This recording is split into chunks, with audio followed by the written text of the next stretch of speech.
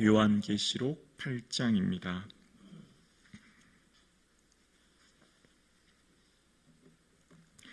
하나님 말씀을 함께 고백드리겠습니다.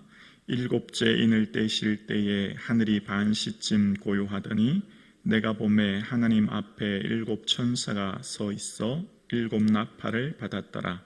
또 다른 천사가 와서 제단 곁에 서서 금향로를 가지고 많은 향을 받았으니 이는 모든 성도의 기도와 합하여 보좌 앞 금제단에 드리고자 함이라. 향연이 성도의 기도와 함께 천사의 손으로부터 하나님 앞으로 올라가는지라. 천사가 향로를 가지고 제단에 뿔을 담아다가 땅에 쏟음에 우레와 음성과 번개와 지진이 나더라. 일곱 나팔을 가진 일곱 천사가 나팔 불기를 준비하더라. 첫째 천사가 나팔을 부니 피 섞인 우박과 불이 나와서 땅에 쏟아짐에 땅의 3분의 1이 타버리고 수목의 3분의 1도 타버리고 각종 푸른 풀도 다 타버렸더라. 둘째 천사가 나팔을 부니 불 붙는 큰 산과 같은 것이 바다에 던져짐에 바다의 3분의 1이 피가 되고 바다 가운데 생명 가진 피조물들의 3분의 1이 죽고 배들의 3분의 1이 깨지더라. 셋째 천사가 나팔을 부니 횃불같이 타는 큰 별이 하늘에서 떨어져 강들의 3분의 1과 여러 샘물에 떨어지니 이 별 이름은 쓴 쑥이라. 물의 3분의 1이 쓴 쑥이 되매 그 물이 쓴 물이 되므로 많은 사람이 죽더라. 넷째 천사가 나팔을 부니 해 3분의 1과 달 3분의 1과 별들의 3분의 1이 타격을 받아 그 3분의 1이 어두워지니 낮 3분의 1은 비춤이 없고 밤도 그러하더라. 내가 또 보고 들으니 공중에 날아가서 독수리가 큰 소리로 이르되 땅에 사는 자들에게 화가 있으리니 이는 새 천사들이 불어야 할 나팔 소리가 남아 있음이로다 하더라. 아멘. 예수님의 은혜가 충만한 이 하루 되기를 주님의 이름으로 축복합니다. 4장에서는 보좌에 계신 하나님 천상에서의 모습과 5장에서는 그 오른손에 계신 두루마리를 받는 어린 양의 모습을 기록하면서 6장에서 그 인 떼신 자들이 인을 떼실 때 일어나는 일들을 기록하였고 그 여섯째 인까지 뗀 지난 시간 오늘 비로소 이제 일곱째 인을 떼게 되었습니다. 일곱째 인을 떼실 때 오늘 본문 1절에 보면 일곱째 인을 떼실 때 하늘이 반시쯤 고요하더니 라고 표현합니다. 자, 일곱째 인을 떼실 때 고요했다, 조용했다라고 하는 것은 이전을 잠깐 살펴보아야 이것의 의미를 조금 확인할 수 있는데요. 6장 12절부터 17절을 봐야 하는데요. 6장 12절에 보면 내가 보니 여섯째 인을 떼실 때에 큰 지진이 나며 큰 지진이 났다는 겁니다. 땅의 기초가 막 흔들리는 모든 것이 막 흔들리는 엄청난 변화, 그 우주적 격변이 일어나기 시작했다는 거예요. 큰 지진이 일어났고 13절에 보면 6장 13절에 하늘의 별들이 무화과 나무가 대풍에 흔들려 설익은 열매가 떨어지는 것 같이 땅에 떨어지매라고 이야기합니다. 하늘에 있는 별들이 큰 바람이 부는 것처럼 떨어지는 것. 그리고 14절에 보면 하늘은 두루마리가 말리는 것 같이 떠나가고 각 산과 섬에 있는 섬이 제자리에서 옮겨지매 하늘이 말리는 것 같은, 그러니까 지금 이 상황 우주적 격변과 함께 엄청난 데시벨의 소리와 함께 천지가 막 흔들리고 섬들이 움직이고 하늘이 말리는 것 같은 엄청난 격변이 일어나는 겁니다. 마치 무슨 큰 태풍과 같은 이 우주 전체가 움직이는 것 같은 엄청난 소리가 나는데 일곱째 인을 떼실 때는 어떻게 되냐면 조용하고 고요하게 되었다는 겁니다. 지금 그 상황이에요. 마치 모든 것이 다 파괴될 것 같은 엄청난 큰 소리가 속에서 일곱째 인을 떼실 때는 조용하게 되었고 마지막 인을 떼실 때는 그러니까 인, 나팔, 대접순으로 이제 일어나는데 마지막 인을 떼실 때는 그 다음 것을 열어주는, 그러니까 인을 떼시면 그 다음 나팔을 연결되어서 순차적으로 그 다음에 일이 일어나는 것을 이야기합니다.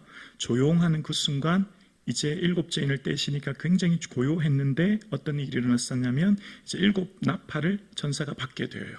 자, 그런 상황 가운데 3절입니다. 3절에 보면 또 다른 천사가 와서 제단 곁에 서서 금향로를 가지고 많은 향을 받았으니 이는 모든 성도의 기도와 합하여 보좌 앞 금제단 앞에 드리고자 함이라.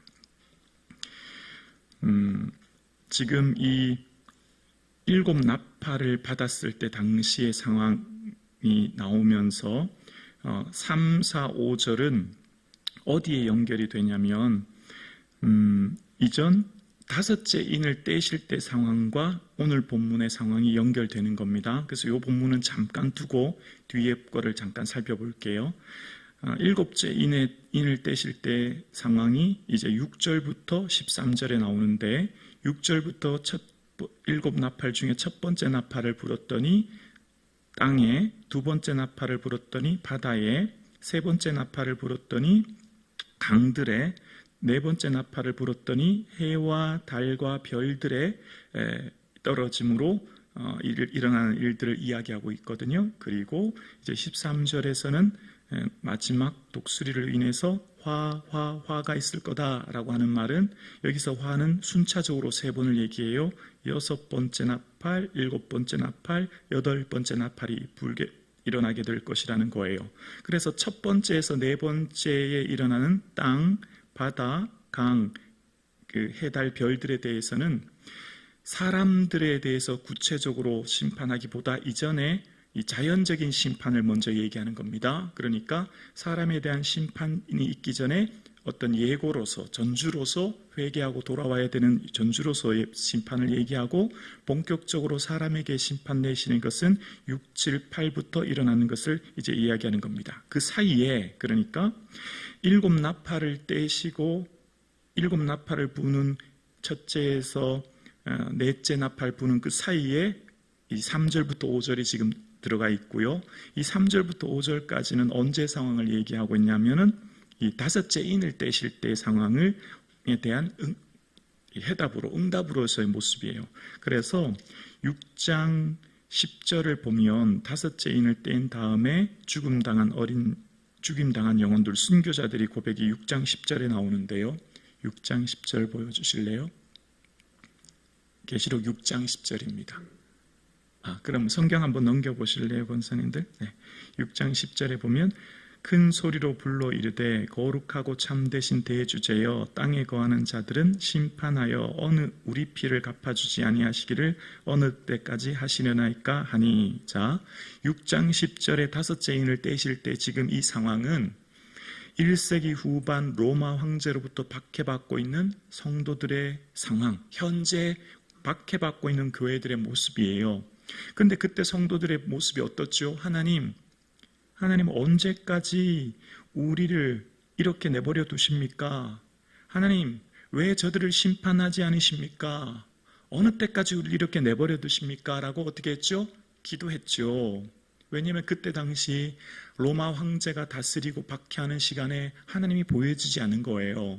하나님의 능력이 보여지지도 나타나지도 않는, 정말 하나님이 없는 것 같은 그 절박한 상황 가운데 성도들은 믿음을 지키다가 순교하게 되고 박해받고 어려움 당한 상황에 하나님을 향한 절규, 하나님을 향한 고통, 그 기도가 있었고 그 기도에 대한 상황에 대한 그 응답, 그 탄원에 대한 응답이 이제 오늘 본문에 이야기하는 모습이 나오는 겁니다. 3절의 그 내용인데요. 3절에 다시 한번 보면 또 다른 천사가 와서 제단 곁에 서서 금향로를 가지고 많은 향을 받았으니 이는 모든 성도의 기도와 합하여 보좌 앞 금제단에 드리고자 함이라. 다른 천사가 제단 곁에, 여기 제단은 아까 조금 전에 읽었던 성도들이 제단 앞에서 울부짖었던 것 같은 제단입니다. 이건 번제단이 아니라 분향단이에요. 분향단은 아론이 아침과 저녁으로 향을 피웠던 그 분향단인데, 제단에서 금향로를 가지고 많은 향을 받았으니 이 향이 뭐라고요? 성도들의 기도라는 거예요. 그러니까 조금 전에 성도들이 하나님 우리를 언제까지 이렇게 내버려 두시려랍니까? 하나님 저들을 왜 심판하지 않으세요? 라고 했던 그 기도는 어떻게 되었다고요? 하나님이 다 듣고 계셨고 받고 계셨음을 지금 얘기하는 거예요. 그러면서 4절에 보면 향년이 성도의 기도와 함께 천사의 손으로부터 하나님 앞으로 어떻게 해요? 올라가는지라. 향의 연기, 향년이란 말은 향기라는 것입니다. 여러분, 성도들의 이 고난 가운데 드리는 기도는 하나님이 기뻐하시는 향기라는 거예요. 하나님 기뻐 받으시는 기쁨이라는 거예요. 그래서 다윗이 하나님 앞에 나의 기도를 기쁘게 여기시기를 바라나이다. 10편 104편 34절에 얘기하거든요. 우리의 기도는 주님의 기쁨이 됩니다. 아멘이십니까? 지금 여러분이 이 자리에서 기도하는 기도는 하나님의 기쁨이에요. 여러분이 지금 하나님 앞에 간구하는 이 기도는 하나님이 기쁘게 여기시고 응답해 주시는 기도인 줄로 믿습니다. 그래서 다윗이 기도했던 것처럼 나의 기도가 주 앞에 분향함같이 되기를 원합니다. 이 분향함, 하나님 앞에 아론이 이 분향단에서 향을 피웠던 것처럼 하나님 나의 기도가 주님 기뻐 받으시는 향이 되기를 원합니다. 기도했던 것처럼 우리의 기도는 하나님 기뻐 받으시는데 누구의 손으로요? 천사의 손으로부터. 여러분, 우리는 천사가 흠모할 존재입니다. 왜 그럴까요? 우리는 하나님 앞에 기도할 수 있는 자이거든요.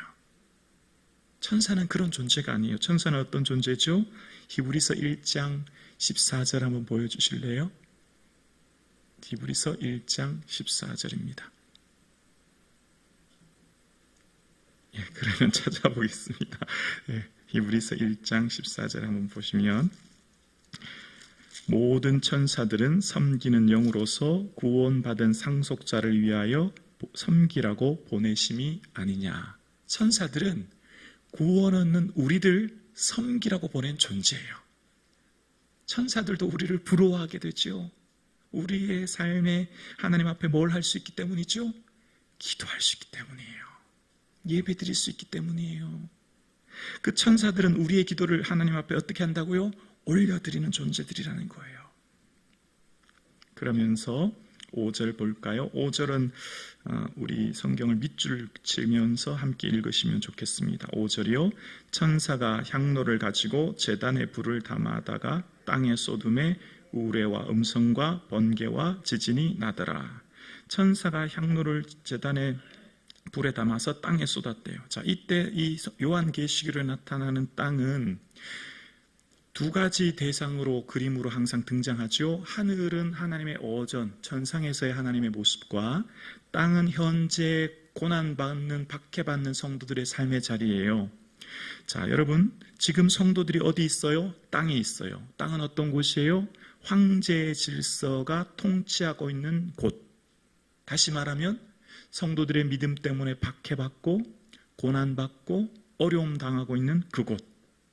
마치 하나님이 보이지 않는 땅, 마치 하나님이 능력이 전혀 경험되지 않은 땅. 오늘 저와 여러분의 삶도 우리는 이 땅에 살고 있습니다. 우리가 믿음을 가지고 살지만, 내가 믿음을 가지고 열심히 살아도 내 삶의 당장 이 땅에서 당장의 건강과 부요와 권력과 능력을 얻는 것이 아닌 정말 믿는 것 때문에 어려움 당하고 있는 이런 현실적인 땅.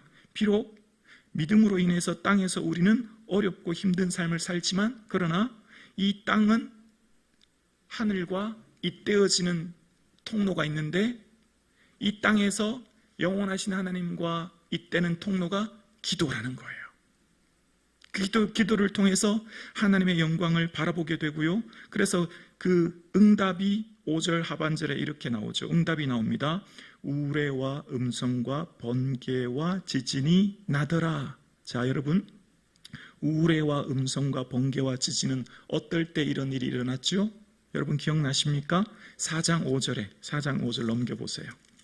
4장 5절에 보이십니까? 지금 이것은 하나님의 천상 어전의 모습인데요. 4장 5절 보이세요? 보좌로부터 번개와 음성과 우레 소리가 나고, 보이십니까? 하나님께서 계신, 보좌로부터 계시는 그곳에서의 그 모습이 번개, 음성, 우레 소리라는 거예요. 그래서 이것은 11장 19절에도 16장 18절에도 똑같이 하나님의 계신 그 보좌와 함께 나타나는 이 모습들을 이렇게 표현해요. 그러니까 자, 다시 보면 기도의 응답은 하나님 당신 자신이라는 거예요. 하나님 당신 자신이 기도의 응답이고 하나님이 살아계시며 하나님이 그들과 함께 하고 계신다라는 거예요. 그러니까 조금 전에 박해 상황 가운데 하나님 왜 우리를 이렇게 버려두십니까? 어느 때까지입니까? 라고 하는 그 단원 속에 세상이 격변하고 천지가 흔들리고 마치 로마 황제가 통치하고 다스려서 온 세상은 뒤죽박죽이 되는 것 같고 전쟁과 기근이 일어나고 큰 소리가 나고 성도들의 기도는 하찮게 느껴지고 성도들의 기도가 세상에서는 아무 상관없는 것 같고 성도들의 기도가 세상 경제와 역사와 정치에는 아무런 상관이 없는 가장 나약한 존재와 같고 아무런 능력이 없어지는 것 같은 아주 미미한 소리와 같은 그 소리를 하나님은 반시 동안 고요하게 하시면서 마치 모든 것이 움직이고 큰 소리가 날 때 하나님은 조용히 고요히 성도들의 기도를 귀 기울이고 계셨고 모든 사람들이 외면하는 것 같지만 성도는 하나님께서 누구보다도 귀 기울이며 조용히 그들의 기도를 다 듣고 계시면서 얘들아 내가 너희들의 기도 응답이야. 내가 너희들과 함께하고 있어. 나는 천지를 창조하며 통치하며 다스리는 하나님이야. 내 눈에 보이지 않고 만져지지 않지만 나는 역사를 주관하고 있어. 황제를 내가 주관하고 있어. 너의 삶을 내가 붙들고 있어. 너의 기도를 내가 다 듣고 있어. 라고 말씀하시는 거예요. 여러분의 삶의 자리가 땅이죠. 이 땅은 황제의 질서를 추구하는 사람들이 살아가고 있어요. 우리는 이 세상의 가치, 이 세상의 흐름으로 살아간 우리의 삶 가운데 마치 버려진 존재 같고 마치 우리의 기도가 미미한 것 같고 아무런 능력이 없어 보이는 것 같은 기도해도 아무런 능력이 나타나지 않은 것 같은 기도해서 뭐하나? 기도가 무슨 소용이 있나? 라고 느껴지는 이 시간에 하나님은 온 세상이 큰 소리와 큰 진동과 마치 온 세상은 많은 권력 있는 사람으로부터 움직여지는 것 같고 마치 세상은 능력 있는 사람으로부터 움직여지는 것 같은 큰 소리가 나는 것 같은 이 시대에 하나님은 고요히 조용히 누구의 기도를 들으세요? 오늘 우리의 기도를 들으시는 거예요. 오늘 우리의 기도를 집중해서 귀 기울여 듣고 계시는 거예요. 그리고 주님께서 친히 당신을 우리에게 주시면서 하나님은 살아계시다 말씀하시고 그 기도는 듣고 계신다 말씀하시는 거예요. 우리의 모든 기도가 금향로에 담겨져서 향기로운 향이 되어 천사들의 손에 의해 다 들려지고 있음을 말씀하시는 거예요. 오늘 함께 예배드리시는 저와 여러분의 삶에 마치 내 기도가 아무런 능력이 없는 것 같고 하찮은 것 같고 별로 내 기도가 아무런 의미 없는 것 같이 느껴지는 이 아침 기억하십시오. 하나님은 누구보다도 나의 기도를 기뻐하시고 귀 기울여 듣고 계시고 하나님 당신을 내게 응답으로 주심으로 이미 우리의 기도는 이미 응답된 줄로 믿습니다. 이미 우리의 기도는 응답이 된 거예요. 왜냐하면 주님 이미 들으셨기 때문입니다. 우리가 원하는 문제 해결의 타이밍은 하나님의 때에 있기 때문이에요. 오늘 예배하는 저와 여러분, 하나님께서 말씀하십니다. 너희들의 삶의 기도는 의미 없고 하찮고 미미한 게 아니야. 너희들의 기도로 역사와 경제와 사회를 움직이는 능력의 기도야. 너희들의 기도가 얼마나 소중한지 몰라 라고 말씀하시는 거예요. 오늘 함께 예배드리신 저와 여러분, 현실의 삶을 살아가는 이 땅에서 하나님이 보이지 않은 것 같은 이 현실의 삶 가운데 하늘을 잇대어 살아가는 저와 여러분의 삶의 그 연결은 통로는 기도이며, 기도를 통하여 우리의 모든 기도가 천사들의 손에 돌려 하나님 앞에 다 올라가고 있음을 기억하며 이 기도를 쉬지 않고 놓치지 않은 이 아침 되기를 주님의 이름으로 축원합니다.